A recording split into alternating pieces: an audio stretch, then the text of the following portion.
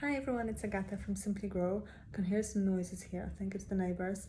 But basically I'm here very quickly to share with you my experience of raising a bilingual child. I had a question last night from one of the mums about any tips that I might have for helping supporting child and parents and bringing your child up as bilingual, because let's be honest, it's not easy, it's hard work. If you have tried it or if you're in this situation, you would know. Your child is going to be bilingual if one of the parents is speaking a different language to the first one, or if both parents are in the country that is not speaking the same language as they are, or if you decide that you are bilingual yourself and you would like to give that gift of speaking a different language to your child. So with us, I'm Polish and my husband is Northern Irish, so he speaks English as his native language. So we try to bring Amy up speaking those two languages, which is not easy. It's much harder than I initially anticipated it to be. So there are different schools of doing it, and different parents may decide to do it the way that works for them. So you may decide to have one parent who speaks, or one caregiver who speaks only one language all the time. Let's say for me, I would have to speak Polish all the time and never speak English to Amy, and then Ryan would have to speak English only all the time, which is not a problem because he doesn't speak Polish, he speaks very little of it. But I personally found it really tricky. As I said, Ryan doesn't speak Polish, so if I decided to speak Polish to Amy all the time, that would be a bit excluding for him, like he wouldn't understand the conversations that we are having, so I found that element really difficult. But I speak English through Polish with Amy as much as I can when we are alone, mainly. And I know that it's probably not enough, but there are different ways of doing it. So as I said, you can have one parent speaking exclusively one language and the other one the other. You can decide to do it, let's say, every other day of the week. We only speak, let's say, Polish, and then the other day of the week we speak English. Or have alternate times of the day. So just make sure that it works for you. And if you don't follow that rule of one parent speaking exclusively one language and the other one the other, you still can raise your child bilingual, trust me. Having said that, your child is probably going to have preference, and one language is going to end up being the native one. It's probably going to be the one that is most widely spoken in the country where you live. Having said that, there'll be some parents who are, let's say, both Polish and they would speak Polish at home. And then once the child goes into more formal education, they will pick up more English and they will be naturally drawn towards English. It's the same with French, Spanish, whatever language that you decide to use as the second one at home. And with language acquisition, it will just got really dark all of a sudden. With language acquisition, it really is about the quantity of it. So the more you speak it, the more words you introduce, the better your child's vocabulary is going to be in both languages. So make sure that you speak a lot and often. And another thing is to make sure that you not just speak to your child, but also ask them questions, to have that conversational language. Even if they can't answer back, it is going to help. There are studies that support that idea of having a conversation, asking questions. It's a different type of interaction than just talking to someone. And another thing is that with the quantity matters a lot as well. So if you were to sit your child in front of a screen with a different language being spoken, they are not going to pick it up, and they will pick it up from quality interactions with you, through reading books with you. If you are watching TV or program in that language that you are trying to expose your child to, make sure you watch it together and you talk about it in that language. So it's about quantity as well as quality as well as quantity, if that makes sense. So there was another study done with children, I think they were the 13-month-old, I think something around that age, But basically, two groups of infants or early toddlers, and someone is trying to get my attention here. I'm not recording that again. So with those two groups, test groups, one group, they were exposed to the same content, but they were only watching that with teacher teaching it through a screen. So there was a TV program of let's say a lesson, singing songs on the screen, and the other one was a group of children at the same age, very very young, as I say, late infancy, early toddlerhood, where children were interacting exactly the same session but face to face with a facilitator doing the session with them. All the children picked up language incredibly well. I don't remember the exact details now with the numbers, but it was quite astonishing how much they managed to pick up. So it's about that quality face to face. Try to make sure that it's not just you who speaks that other language. So if you've got family members, even if you're using FaceTime, in that context, the screen is going to work because it is a real time interaction that they're having.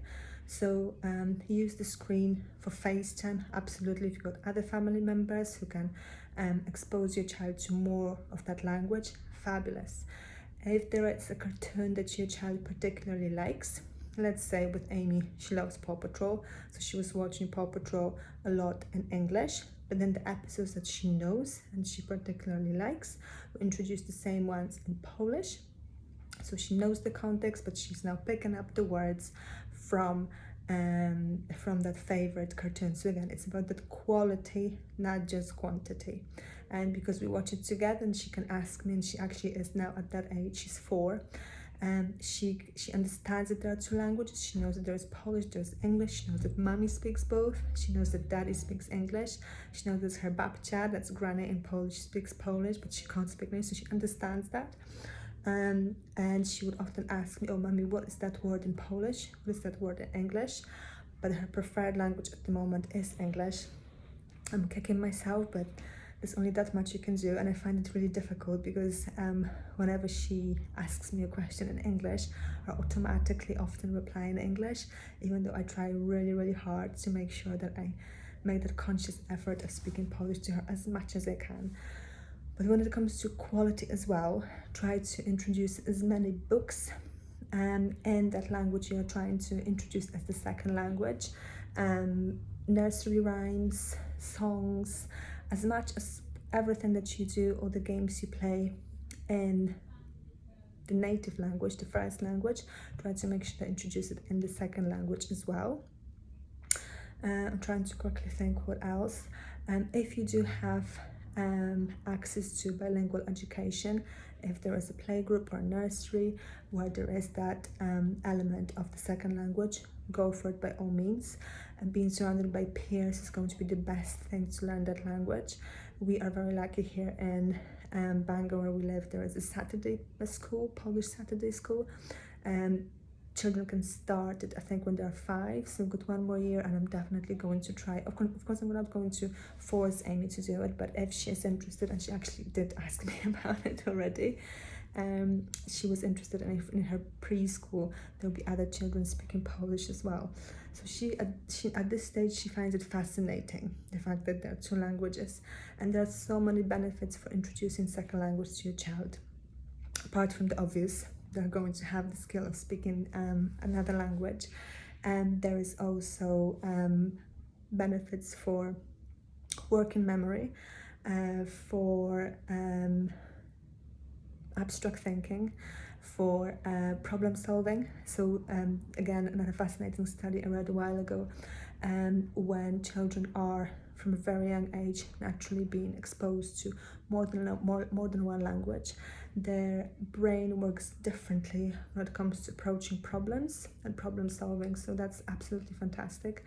And again, abstract thinking. Another thing, if the other language that you are introducing has got gender for the nouns in the language, so let's say in Polish, bench would be feminine.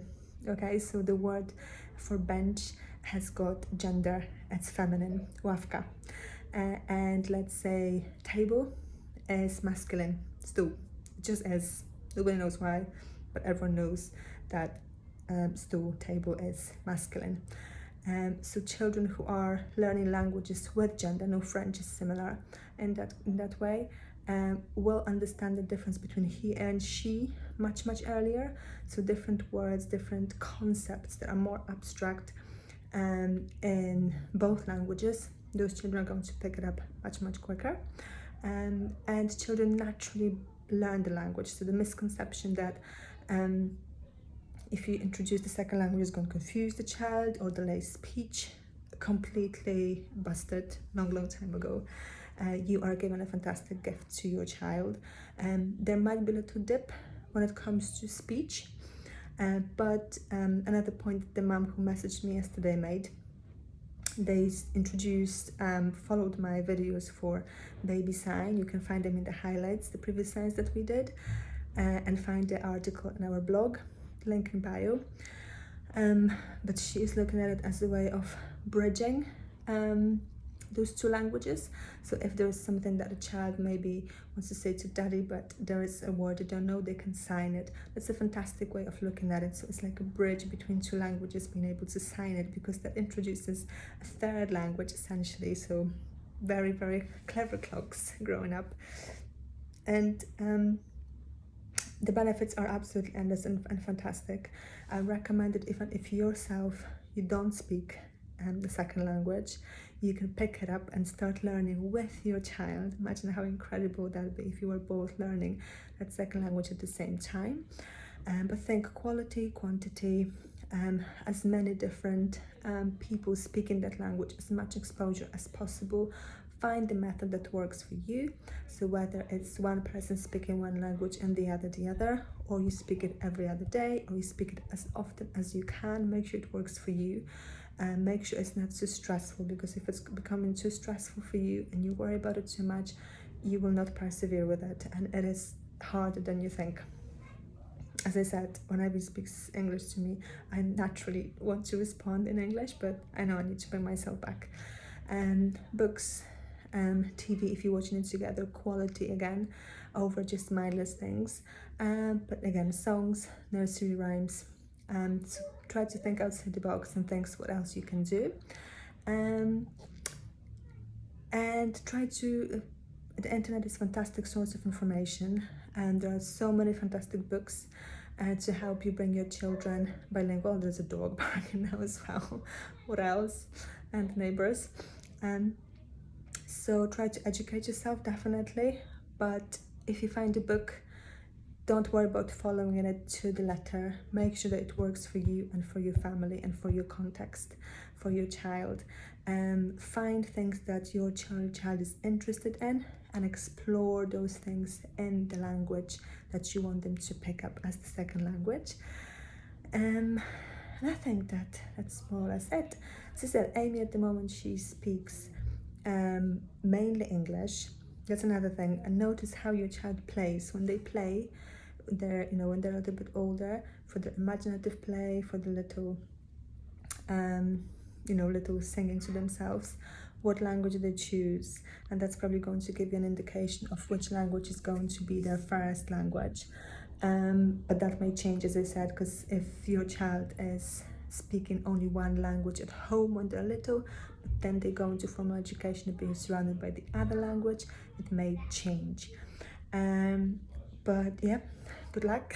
If you want to share your experiences of raising your child as a bilingual speaker, please do. I would love to hear your experiences. If there is anything I haven't covered, something you tried and was successful, please share. That would be fantastic. But other than that, it's a bit of a long video, but I hope you found it interesting if you are in that topic. Okay, take care, all the best, bye.